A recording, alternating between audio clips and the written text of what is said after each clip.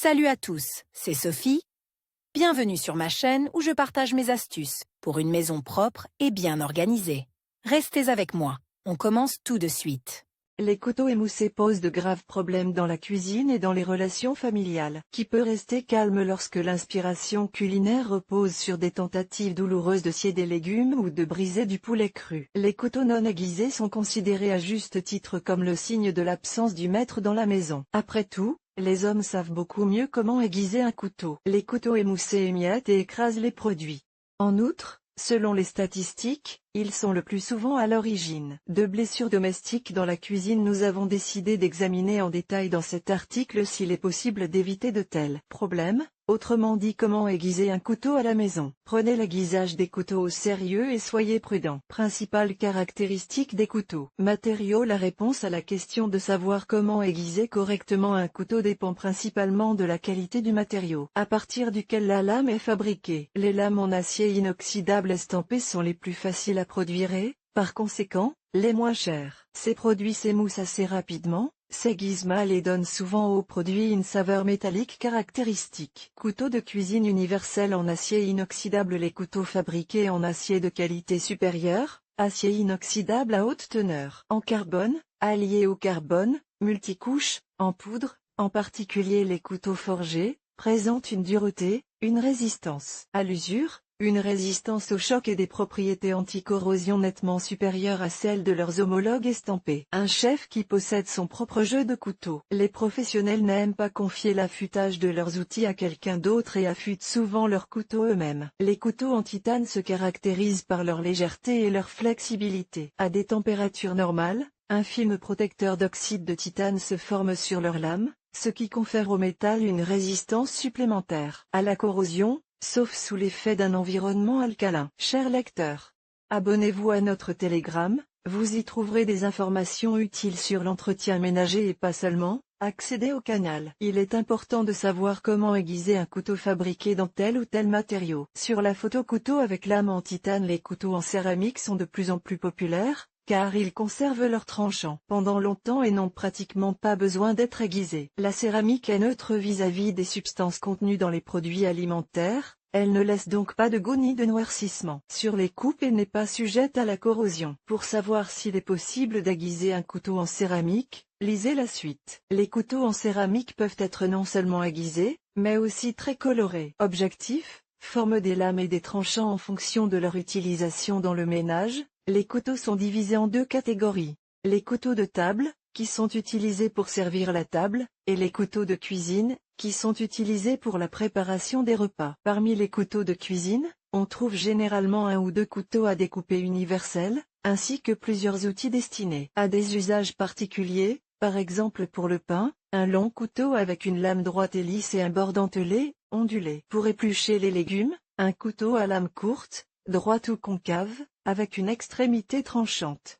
Pour couper la viande et la volaille, un couteau ressemblant à une hache, avec une lame large, qui permet de couper les petits os. Il est important de comprendre que la forme de la lame dépend de la manière d'aiguiser correctement le couteau, c'est-à-dire de l'angle de la section transversale du tranchant qui doit être aiguisé dans chaque cas. Outils et méthode d'affûtage. La méthode la plus simple et la plus rapide pour aiguiser un couteau est la méthode des deux couteaux. Le principal avantage de cette méthode est qu'elle ne nécessite pas de matériel particulier, il suffit d'avoir deux couteaux. Avant d'aiguiser un couteau, lavez-le bien de toutes les impuretés à l'eau froide. L'acier refroidi s'aiguise mieux. L'astuce consiste à prendre un couteau dans chaque main et à aiguiser le tranchant de l'un en le frottant contre le tranchant de l'autre. Étant donné que les tranchants ont une petite surface abrasive, les lames d'acier deviennent plus tranchantes, mais pas pour longtemps. Il s'agit davantage d'une mesure préventive que d'une méthode à part entière pour aiguiser un couteau. Aiguiseur. Si vous habitez chez un particulier, la solution la plus professionnelle consiste à acheter une machine à aiguiser. Avec l'aide d'une affûteuse, vous pouvez affûter non seulement les couteaux, mais aussi tous les outils de jardinage, pelle, hache, houe,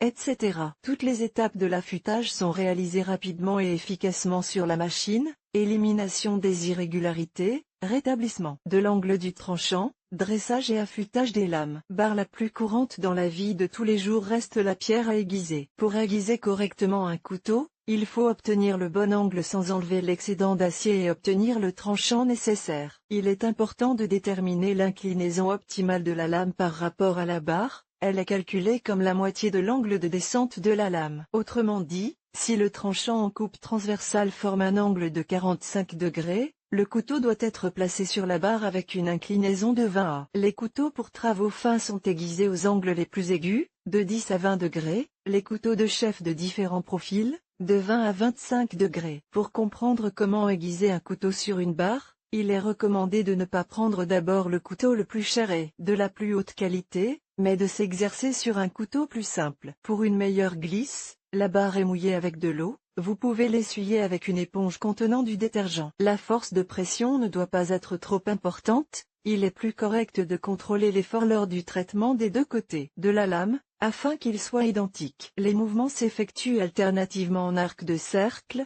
d'abord de soi, en aiguisant un côté, puis vers soi, en conduisant sur la barre avec le deuxième côté de la lame. Il est recommandé de conduire le couteau avec le tranchant vers l'avant, de la garde à la pointe. La finition sur une pierre à grain fin permet d'obtenir le tranchant nécessaire et l'absence de bavure sur le métal. Si vous faites plus de mouvements d'un côté que de l'autre, l'aiguisage peut être asymétrique. Lorsque les côtés du tranchant sont aiguisés à des angles différents, le couteau devient inutilisable. Comme alternative à la pierre à aiguiser, vous pouvez utiliser une toile émeri, mais il est préférable de ne pas l'utiliser pour le aiguisage, mais seulement pour le meulage, en utilisant un papier à grain fin, qui n'endommagera pas la lame et ne brisera pas l'angle original du tranchant. Pierres à eau japonaises. Ces pierres varient en fonction de la structure de leur grain. Les pierres à gros grains, de 120 à 200 numéros, sont utilisées pour niveler le tranchant, corriger sa forme.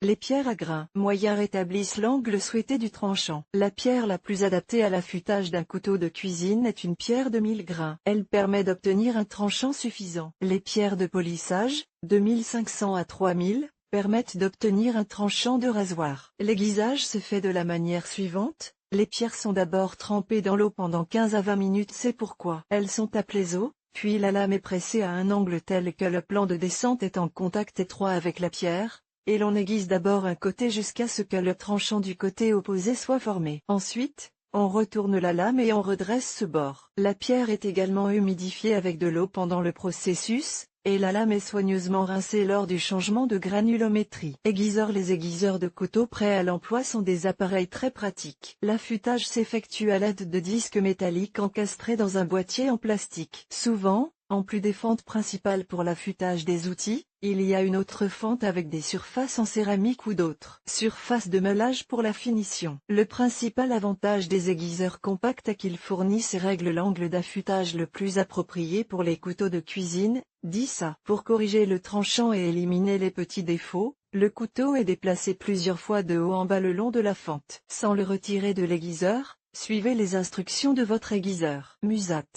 Cet outil sert à redresser les couteaux. Une mousse leur permet de rester aiguisés longtemps et de ne pas avoir à les aiguiser aussi souvent. Lorsqu'une lame commence à s'émousser, son tranchant s'aplatit et se plisse, se courbant de manière inégale dans différentes directions. Une mousse permet de redresser les bosses et de restaurer un tranchant uniforme. Aujourd'hui, on utilise souvent des moussas en céramique et en diamant. Il est préférable de les utiliser pour redresser régulièrement les couteaux en acier mi-dur. Le métal mou est trop sélectif, et le métal force tâche. Il est recommandé de poser la tige du moussa sur une surface antidérapante. Vous pouvez placer une serviette en dessous, et de passer légèrement la lame de la base à la pointe de la lame, en alternant les côtés du couteau 4 à 5 fois. Couteau ne nécessitant pas d'aiguisage. Ceux qui préfèrent avoir un seul outil de coupe professionnel constamment aiguisé plutôt qu'un tas de couteaux émoussés dans la cuisine, choisissent des modèles coûteux en acier multicouche de haute qualité, en titane ou en céramique de zirconium. Les couteaux à revêtement magnétique, les couteaux à lame dentelée et les couteaux en céramique sont considérés comme des couteaux auto-affûtants. L'expression à la mode auto-affûtage est plutôt un coup de publicité. Il s'agit d'une technologie qui consiste à traiter le tranchant des lames d'acier à l'aide d'un laser. Des encoches sont réalisées, puis le métal est fondu et à nouveau légèrement trempé. La surface de coupe devient ainsi inégalement dure, c'est-à-dire qu'aux endroits non trempés,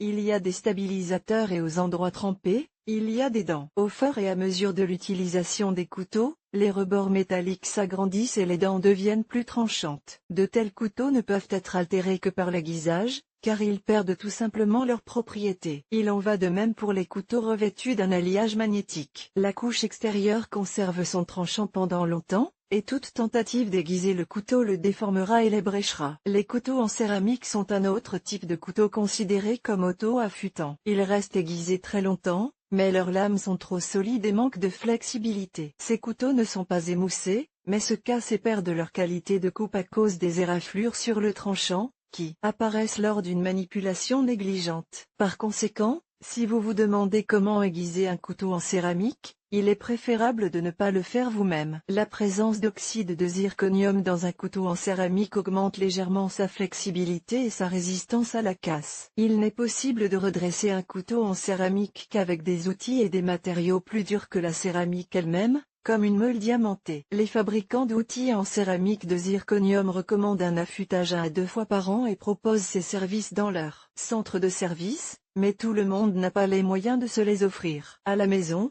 il est conseillé d'utiliser des barres ou des pattes diamantées, qui nécessiteront plusieurs heures de travail minutieux. Pour aiguiser un couteau en céramique, il existe également des aiguiseurs spécialisés pour couteaux en céramique zircone, mécanique ou électrique, qui sont assez coûteux. Ils sont beaucoup plus pratiques à utiliser, mais étant donné la fragilité du matériau, tout mouvement imprudent peut entraîner la casse de votre couteau préféré. Pour réaliser un affûtage de qualité et même corriger les petits éclats, il est important de tenir compte de l'épaisseur de la lame et de l'angle auquel l'affûteur est conçu, ainsi que d'avoir un peu d'expérience et d'habileté. Il est toutefois préférable de confier l'affûtage des couteaux à des hommes, car il y aura au moins quelqu'un pour se décharger d'eux. La responsabilité en cas de problème. L'affûtage industriel des couteaux en céramique permet d'obtenir un tranchant légèrement convexe, ce qui est impossible à réaliser chez soi. Olga Poliakovskaya, experte en ménage et auteure de chefs-d'œuvre culinaires, d'après sa famille et ses amis. Elle a l'habitude de se fier au bon sens, à l'expérience du monde et à l'intuition féminine.